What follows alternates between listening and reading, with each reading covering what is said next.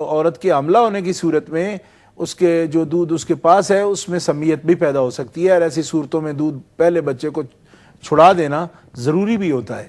جی جزاکم اللہ۔ جناب ناصر صاحب نے لوٹن سے حضرت یہ پوچھا ہے کہ جو کچھ حدیث پاک کا انہوں نے حوالہ دیا اس پر تو بڑی تفصیل سے الحمدللہ آپ نے گفتگو فرما دی تھی۔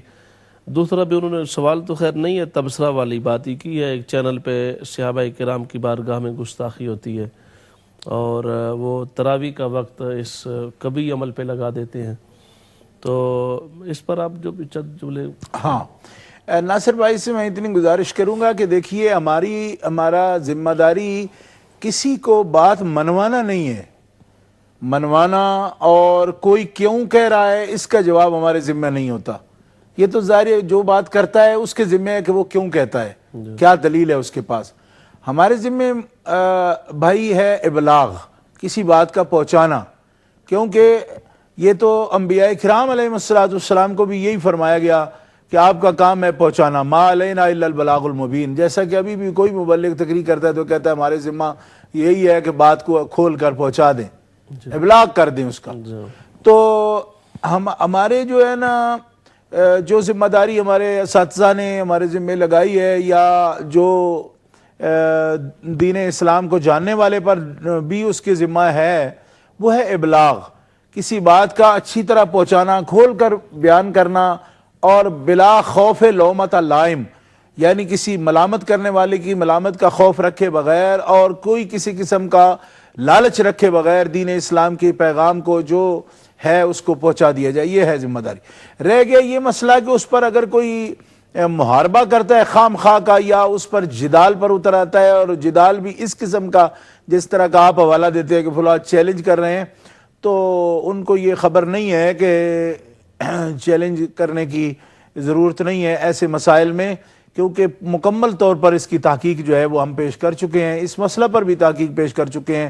اجلہ ائمہ کرام نے اس روایت کو نقل کر دیا ہے جس میں مولا پاک شیر خدا علی المرتضیٰ فرما رہے ہیں کہ مجھے جو فضیلت دے گا حضرت ابوبکر پر، میں اس کو مفتری کی حد لگاؤں گا، کیونکہ یہ بہتان ہے، اور بہتان والی حد جو قرآن نے بیان کی ہے میں اس کو لگاؤں گا۔ اس کو امام احمد ابن حنبل نے بھی بیان کیا، امام بہقی نے بھی اس کو ذکر کیا، امام ابن عساکر نے بھی اس کو ذکر کیا ہے، امام ابن حجر مکی نے بھی اس کو ذکر کیا ہے۔ تو اتنے اجلہ جو محدثین نے اس کو نقل کیا ہے، تو اس کو نقل کرنا یا بیان کرنا اس میں کوئی حرج نہیں ہے۔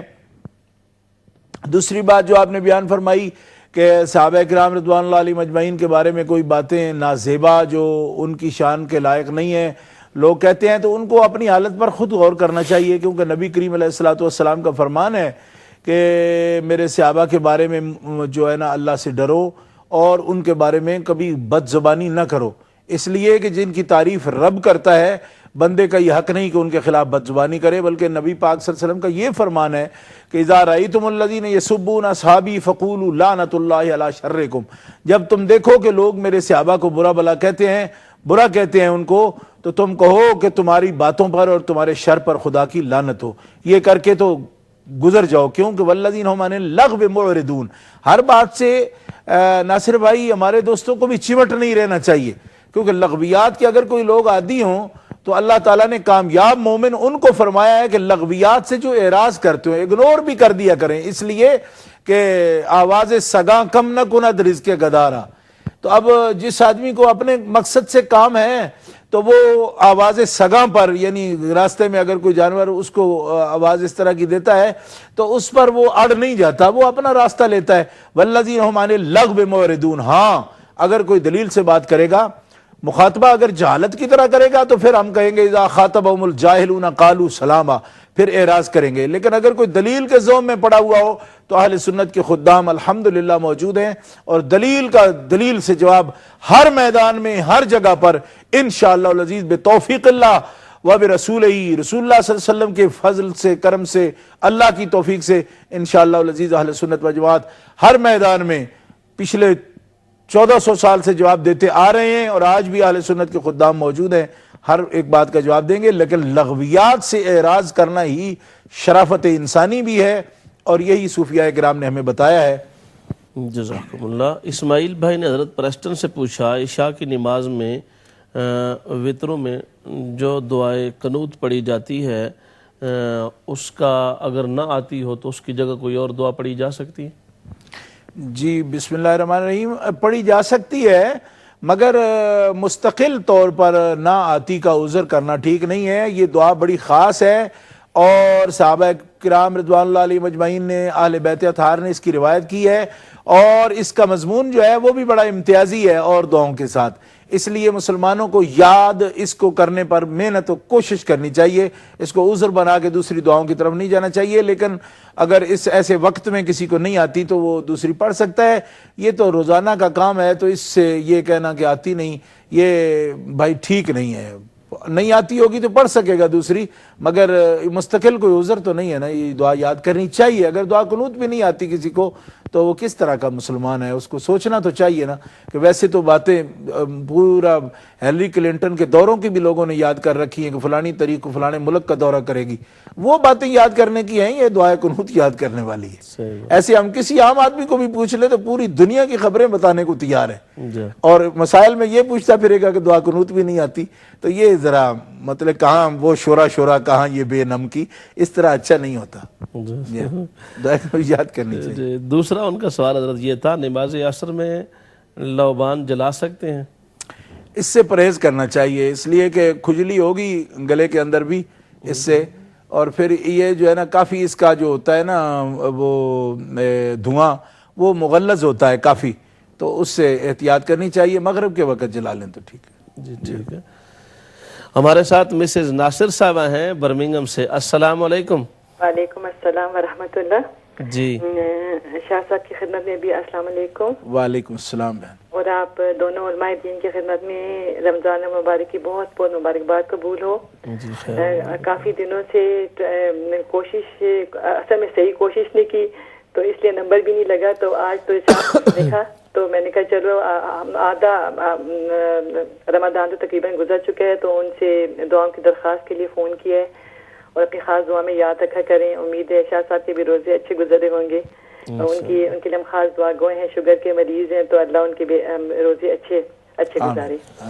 تو جب بھی دعا کیا کریں تو امہ چینل کے تمام ناظرین کو اپنی خاص دعا میں یاد رکھا کریں۔ اللہ تعالیٰ آپ کو رمضان کی برکتوں سے مالا مال فرمائے میرے بہن۔ آمین۔ آج بس میں نے صرف دعاؤں کے لیے اور آپ کو رمضان کی بات کے لیے فون کیا ہے۔ جزاک اللہ۔ السلام علیکم۔ بہت برکات دے آپ کو بہن، اللہ تعالیٰ دین آپ کے لیے آسان فرمائے، دین پر عمل آپ کے لیے آسان فرمائے، اللہ تعالیٰ آخرت بہتر فرمائے۔ حضرت اگلا یہ سوال تھا، رمضان صاحب نے کیا کہ کوئی شخص کمزور ہو اور اس کو ضعف کی وجہ سے مالی پریشانی بھی ہو، کفارہ بھی نہ دے سکے، فدیہ بھی، جی تو اس کے لیے کیا ہوگا؟ یعنی روزہ نہیں رکھ سکتا اور فدیہ بھی نہیں دے سکتا، جی تو اس کو اللہ تعالیٰ کی بارگاہ میں جو ہے طلب مغفرت کرنی چاہیے، استغفار کرنی چاہیے۔ اور یہ تو اس کا عذر اگر ہے ایسا کہ وہ روزہ رکھنے کی صلاحیت نہیں ہے، طاقت نہیں ہے، اور فدیہ بھی نہ دے سکے، تو پھر اس کو اللہ تعالیٰ سے معافی مانگنی چاہیے اور استغفار کرنا چاہیے، اور کیا ہو سکتا ہے۔ دوسرا ان کا سوال یہ تھا کہ ایک اسلامی بہن ہے، ان کو بار بار کھانے کی بیماری ہے، تو ان کے لیے روزے کا کیا حکم ہے؟ کھانے کی بیماری تو خیر سب کو ہوتی ہے، یہ کوئی مستقل بیماری نہیں ہے۔ اس بارے میں یہ عرض کروں گا کہ اصل میں ایسی بیماریاں دور کرنے کے لیے بھی بہترین جو طریقہ ہے وہ روزہ ہی ہے۔ اگر اس کے ساتھ کوئی ہلاکت کا اندیشہ نہ ہو تو کھانے کی بیماری اس کو کنٹرول کرنا چاہیے، کیونکہ ضبط نفس ہی بنیادی طور پر روزہ جو ہے وہ پیدا کرتا ہے، کہ جس آدمی کو بار بار کھانے کی عادت ہے، یا اس کو جو ہے نا یعنی کوئی بھی ایسی عادت ہے کہ جس نے اس کو عاجز کر رکھا ہو، تو اس سے یہ بہترین طریقہ ہے ضبط نفس کا کہ انسان اپنے آپ کو جو ہے نا اس مشق میں ڈالے، اس محنت میں ڈالے، اور مشق کرے اس کی کہ انسان اپنی خواہشات کو تابع بنائے۔ اس لیے کہ سب سے بڑا مسلمان اور انسان جو ہے کامیاب وہی ہے جس نے اپنی خواہشات کو قابو کر لیا ہے۔ تو ہم اس بہن کے لیے بھی جس کے لیے یہ سوال کر رہے ہیں کہ اس کو کھانے کی عادت ہے، میں اس کو یہ عرض کرنا ہوں، کھانا زیادہ کھانا، بار بار کھانا کوئی اچھی عادت نہیں ہے۔ اللہ کے نیک بندوں کی عادتوں میں تھوڑا بولنا، تھوڑا سونا، تھوڑا کھانا، کم کھانا، یہ اس سے انسان کا عقل بڑھتا ہے۔ زیادہ کھانا کوئی اچھی عادت نہیں ہے، تو بار بار کھانا بھی کوئی اچھی عادت نہیں ہے، اس لیے کہ کھانا جو ہوتا ہے زندگی کے لیے ہے کہ انسان جی سکے۔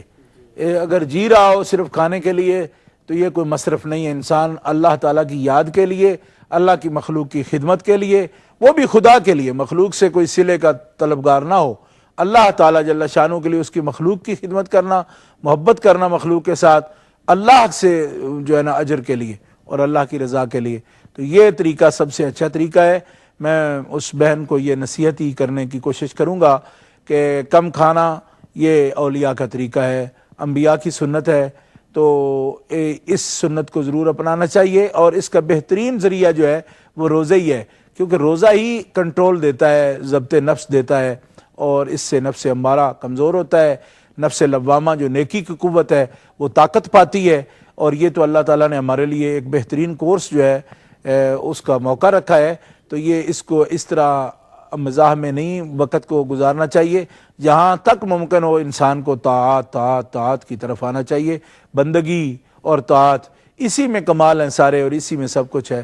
اللہ تبارک و تعالیٰ جل شانہ ہمیں توفیق دے کہ ہم رمضان المبارک کو اس طرح غفلت میں نہ ضائع کریں کہ یہ چھوٹی چھوٹی لذتوں کے لیے ہم اتنا بڑا جو لذت والی چیز ہے خدا کی یاد کی، خدا کی محبت کی، آپ اندازہ کر سکتے ہیں کہ اللہ تعالیٰ روزے دار سے کتنی محبت کرتا ہے۔ خلوف فم الصائم اطیب عند اللہ من ریح المسک، اللہ تعالیٰ فرماتا ہے روزے دار کے منہ کی بو، جو اس کا معدہ خالی ہو تو بخارات منہ کو آتے ہیں نا، تو اللہ تعالیٰ جل شانہ کو فرمانا ہے کہ اللہ کے ہاں روزے دار کے منہ کی بو کستوری کی خوشبو سے بھی زیادہ پسندیدہ ہے۔ تو اندازہ فرمائیے بدبو جو ہے وہ خوشبو تو نہیں ہو سکتی نا، یہ محبت ہی ہے، محبت ہی ہے جو بدبو کو خوشبو میں بدل دیتی ہے۔ دیکھیں نا ایک بچہ ہے، اس کے منہ سے اگر ریگ بہتی ہو، تھوک آ رہی ہو، ناک سے آ رہی ہو تو ناپسندیدہ ہے نا، کسی کے ایسے منہ گندا ہو جانا پسند